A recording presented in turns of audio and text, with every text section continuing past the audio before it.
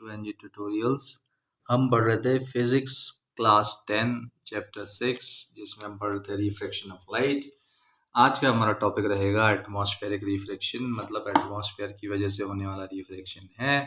Refraction होता है bending of light. जब जो लाइट होती है वो एक मीडियम से दूसरे मीडियम में जाती है तो वो बेंड हो जाती है। इसी प्रोसेस को बोलते हैं हम रिफ्रैक्शन। अब जब हम बात करते हैं एटमॉस्फेयर की तो हम जो एयर का एनवलप अराउंड अर्थ होता है वो होता है। तो यहाँ पे रिफ्लेक्शन क्यों हो रहा है? क्योंकि एटमॉस्फेयर तो फिर एटमॉस्फेयर है, एयर की तो बात हो रही है। अब यहाँ रिफ्लेक्शन होने का कारण ये है कि जैसा कि आपको पता है, जैसे ये अर्थ है और अर्थ के ऊपर एक एयर कॉलम है, ठीक है। तो जो ऊपर है उसकी डेंसिटी कम होगी और नीचे की तरफ डेंसिटी ज़्यादा होगी बिकॉज ऑफ ग्रेविटेशनल पुल। और जो हैवी पार्टिकल्स होते हैं एयर के वो नीचे ही कॉन्सेंट्रेटेड हो जाते हैं, या हैवी गैसेस होती हैं वो नीचे की तरफ आ जाती हैं। जैसे जैसे हम एटमॉस्फेयर में ऊपर जाएंगे हम पाएंगे कि इसकी डेंसिटी कम हो जाएगी। जैसा कि आपने कई मूवीज़ में देखा होगा, जब माउंटेन पे जाते हैं लोग तो ऐसा बोलते हैं कि वहाँ पे ऑक्सीजन नहीं मिलती है। तो इसका कारण यही है कि वहाँ पे एटमॉस्फेयर बहुत कम होता है, एटमॉस्फेरिक डेंसिटी कम होती है। तो एटमॉस्फेरिक रिफ्रैक्शन से हम क्या समझते हैं? तो हम एटमॉस्फेरिक रिफ्रैक्शन से समझते हैं bending of light because of atmosphere. तो refraction of light caused by earth's atmosphere is called atmospheric refraction, या bending of light which is because of earth's atmosphere is called atmospheric refraction. क्यों हो रहा है atmospheric refraction? क्योंकि यहाँ पे अलग अलग लेयर्स हैं। जैसे ये जो होगी ये कम डेंस होगी, ये वाली जो होगी थोड़ी सी ज़्यादा डेंस होगी, ये होगी थोड़ी और ज़्यादा डेंस होगी, और जो सबसे नीचे होगी वो बहुत ज़्यादा डेंस होगी। तो होता ये है कि यहाँ से अगर कोई लाइट आ रही है तो वो away from the normal move करेगी, यहाँ पे जो आएगी फिर वो away from the normal move करेगी। तो ये एक तरह से अलग अलग मीडियम, ये मीडियम 1 मान लो, ये मीडियम 2 मान लो, ये मीडियम 3 मान लो, ये मीडियम 4 मान लो। हालांकि यहाँ से लेके यहाँ तक एटमॉस्फेयर है, लेकिन इसकी डेंसिटी जो है वो डिफर कर रही है। इसकी वजह से अगर हम इसे ऑप्टिकल मीडियम के तौर पे ट्रीट करेंगे तो ये अलग अलग ऑप्टिकल मीडियम है। तो atmosphere has different layers and different optical densities.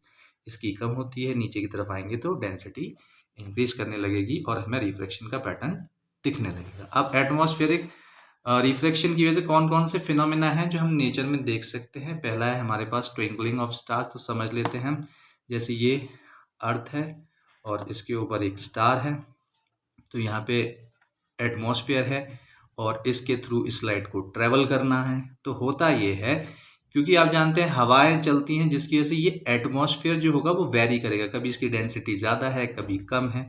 तो जब डेंसिटी ज़्यादा होगी, ठीक है, तो ये अवे फ्रॉम अस हो जाएगा, मतलब यहाँ से आने वाली लाइट हमसे दूर चली जाएगी। और जब इसकी डेंसिटी कम है तो वो हमारी तरफ ही प्रोजेक्ट होगी।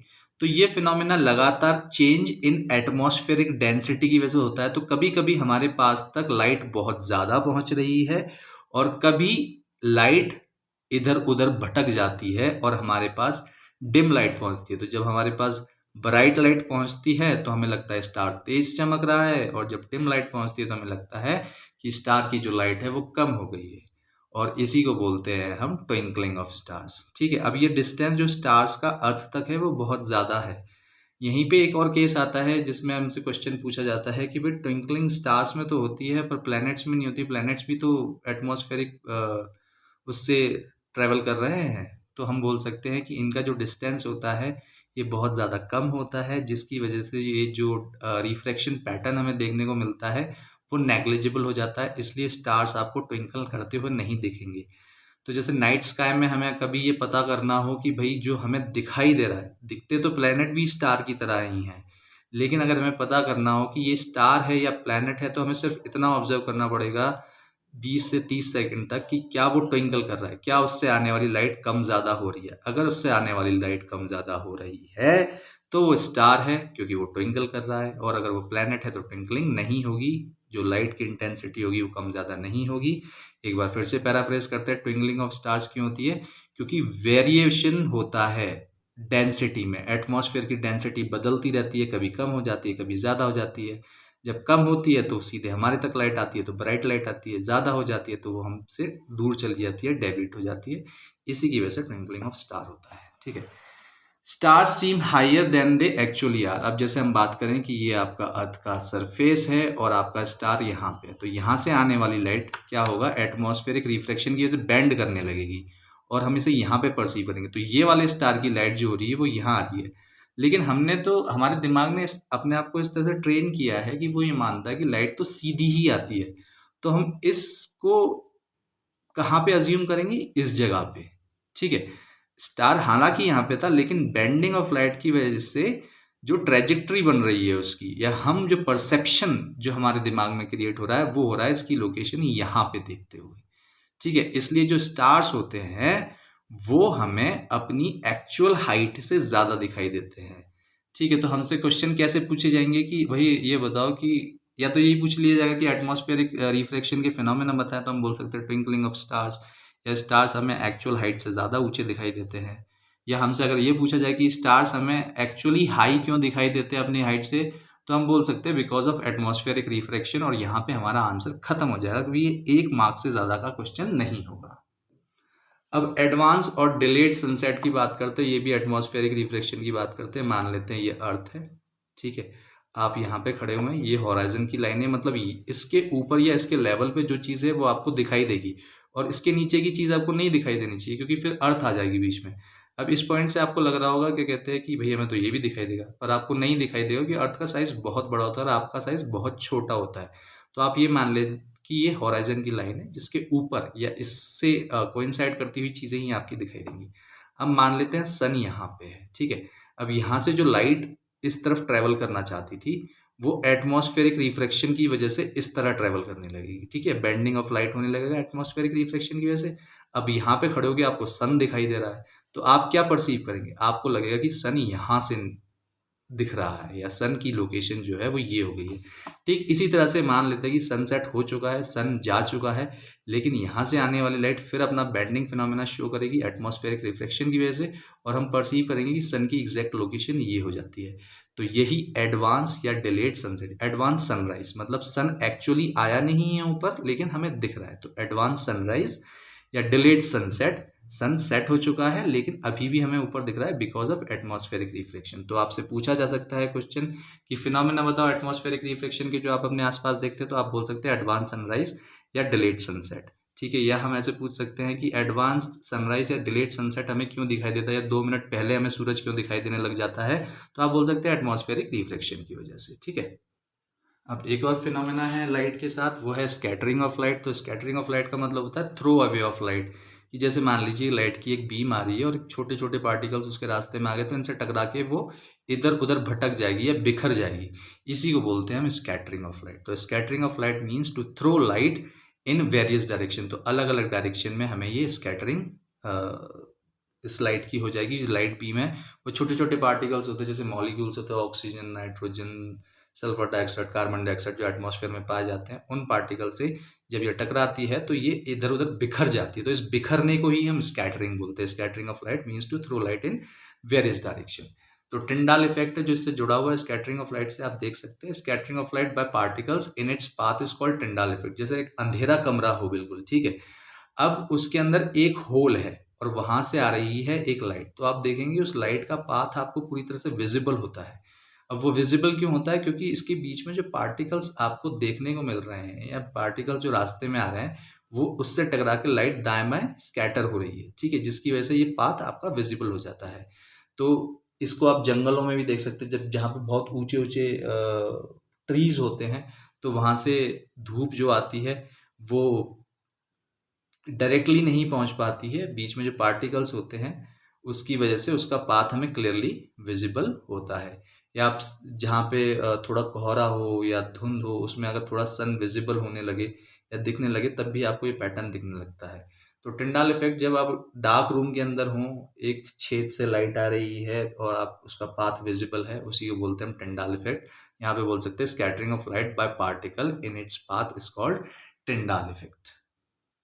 तो टिंडाल ने कुछ ऐसा ही एक्सपेरिमेंट किया था और इसी एक्सपेरिमेंट से हम स्कैटरिंग ऑफ लाइट समझेंगे, और अलग अलग लाइट बीम्स, या जो हमने बोला था कि light is consist of 7 colours, तो अलग अलग वेवलेंथ की जो लाइट्स होती हैं violet, indigo, blue, green, yellow, orange, red जो हमने पढ़ा था वो किस तरह से बिहेव करती है, स्कैटरिंग किस तरह से होती है। ठीक है, तो सबसे पहले एक पॉइंट सोर्स ले लिया, जैसा कि सन होता है एक पॉइंट सोर्स होता है, हमने वो ले लिया, यहाँ पे लगा लिया कॉन्वेक्स लेंस, फोकस पे रखा है उसे ताकि यहाँ से आने वाली लाइट रे सारी पैरेलल हो जाए।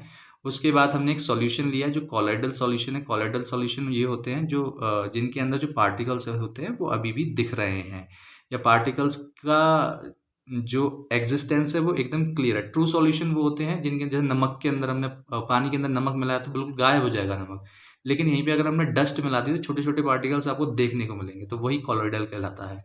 ठीक है, तो जब ये जो लाइट रेज होंगी इनसे टकराएंगी, ठीक है, और जब ये इससे टकराएगी तो ये स्कैटर करेगी। अब स्कैटर की वजह ये थी व्हाइट लाइट। व्हाइट लाइट के अंदर होते हैं 7 कलर, तो आप देखेंगे कि ये जो कॉलॉइड है इसका कलर हो जाएगा ब्लू कलर का।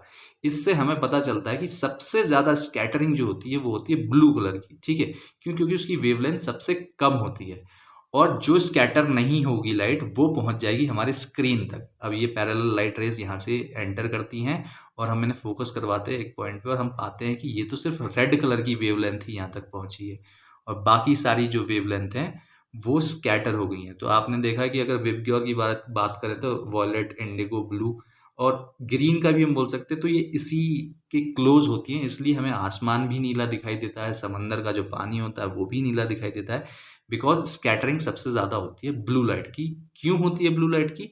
क्योंकि ब्लू लाइट की जो वेवलेंथ होती है सबसे कम होती है। और हमसे ये भी पूछा जा सकता है क्वेश्चन के तौर पे कि जो आपने डेंजर सिग्नल देखे होंगे या लाइट जो रोड पे सिग्नल्स बने होते हैं स्पेशल वाले, उन्हें हम रेड कलर का क्यों बनाते हैं? उन्हें हम रेड कलर का इसलिए बनाते हैं क्योंकि स्कैटरिंग बिल्कुल कम होगी और रेड लाइट बहुत दूर तक ट्रैवल कर सकती है एटमॉस्फेयर के अंदर। ब्लू लाइट के साथ ऐसा नहीं है। अगर आप देखें किसी साइन बोर्ड पे या किसी होर्डिंग पे ब्लू कलर से कुछ लिखा होगा तो आपको धुंधला दिखाई देगा, वहीं अगर रेड कलर से कुछ लिखा होगा तो आपको क्लियरली दिखाई देगा। ठीक है, तो यहाँ से हमें समझ में आता है कि blue colour scattered the most, सबसे ज़्यादा स्कैटर्ड होने वाली जो लाइट या वेवलेंथ है वो है ब्लू कलर की। क्यों? क्योंकि ये शॉर्ट वेवलेंथ होती है, छोटी वेवलेंथ होती है। रेड कलर स्कैटर सबसे कम करता है क्योंकि वो लॉन्ग वेवलेंथ होती है। अब इस चीज़ को दिमाग में इम्प्रिंट करने के लिए या उसका एक इमेज क्रिएशन करने के लिए मैंने यहाँ पे ये डायग्राम बनाने की कोशिश की है। सारी ही जगहों पे आपको ये छोटे-छोटे पार्टिकल्स मिलेंगे, लेकिन जब आप देखेंगे एक बड़ी वेवलेंथ जब ट्रैवल कर रही है तो वो बिना डिस्टर्बेंस के ट्रैवल कर सकती है।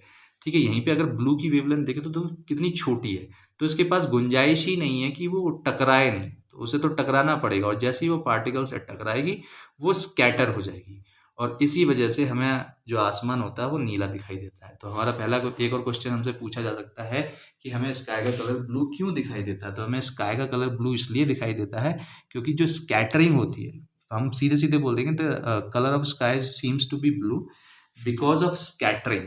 ठीक है, हमने इतना तो बोल दिया कि स्कैटरिंग की वजह से होती है, और आगे एक पॉइंट और गेन करने के लिए हम बोल सकते हैं कि ब्लू कलर सबसे ज्यादा स्कैटर करता है, इसलिए हमें जो स्काई होता है वो ब्लू कलर का दिखाई देता है। अब हमसे क्वेश्चन पूछा गया कि why sun appear red at sunrise and sunset. तो हम बात करते हैं, जैसे ये हमारा अर्थ है, ठीक है, सन की एक नेचुरल पोजीशन ये वाली है, और इसी को बेस मानते हो हम इस तरह से कर लेते हैं, तो सन की ये वाली पोजीशन है। अगर हम यहाँ पे खड़े हुए हैं तो आप देखेंगे कि ये डिस्टेंस जो है वो कम है और ये डिस्टेंस है ये बहुत ज़्यादा है। ठीक है, तो जब यहाँ से सनलाइट आ रही है तो यहाँ पे स्कैटरिंग हो नहीं रही है, बहुत ज़्यादा नहीं हो रही है, इसलिए ऑलमोस्ट पूरी की पूरी वाइट लाइट हम तक पहुँच जाती है सन की, क्योंकि जो डिस्टेंस ट्रेवल कर रहा है सनलाइट वो बहुत कम है। लेकिन जब हम यहाँ से बात करेंगे तो ये डिस्टेंस बहुत ज़्यादा है, और जब ये डिस्टेंस बहुत ज़्यादा होगा तो स्कैटरिंग फिनोमेना बहुत ज़्यादा डोमिनेट करेगा, जिसकी वजह से ब्लू लाइट तो पीछे ही कहीं रह जाएगी और हम तक पहुँचने वाली लाइट सिर्फ रेड होगी, सनराइज में भी सनसेट में भी। जैसा कि हमने यहाँ पे देखा था इस वाले एक्सपेरिमेंट में कि जो ब्लू लाइट थी वो पूरी तरह से स्कैटर कर चुकी थी और हम तक पहुँचने वाली लाइट सिर्फ रेड लाइट थी। और इसी फिनोमेना को ध्यान में रखते हुए हम जो साइन बोर्ड्स डेंजर के बनाते हैं, या हाईवेज पे जो स्पेशल साइन बोर्ड्स डिज़ाइन करते हैं, या एडवर्टाइजिंग के लिए जो होर्डिंग्स पे हम कलर यूज़ करते हैं लिखने के लिए, कोई वार्निंग देने के लिए, कोई मैसेज देने के लिए, वो रेड कलर का होता है, क्योंकि red can travel through long distances because it is not affected by any scattering from atmosphere. यहीं पे ब्लू कलर स्कैटरिंग से इफेक्ट करता है। ब्लू कलर स्कैटरिंग से क्यों इफेक्ट करता है? क्योंकि इसकी वेवलेंथ कम होती है। रेड लाइट क्यों ट्रेवल कर सकती है लंबे डिस्टेंस तक? क्यों? क्योंकि इसकी वेवलेंथ ज़्यादा होती है। और इसी के साथ हमारा रिफ्रैक्शन जो कि लास्ट चैप्टर था फिजिक्स का वो खत्म होता है और यहाँ पे हमारा फिजिक्स क्लास 10th खत्म होता है। हम केमिस्ट्री उठाने की कोशिश करेंगे और मैथमेटिक्स उठाने की कोशिश करेंगे। तो आप ट्यून इन रहिएगा। अगर आप इस वीडियो के लास्ट तक पहुँचे हैं तो मैं उम्मीद करता हूँ कि ये पसंद आया होगा। तो लाइक कीजिए, सब्सक्राइब कीजिए, शेयर कीजिए। मिलते हैं नेक्स्ट सेशन में मैथ्स या फिर केमिस्ट्री के साथ। Till then goodbye and take care.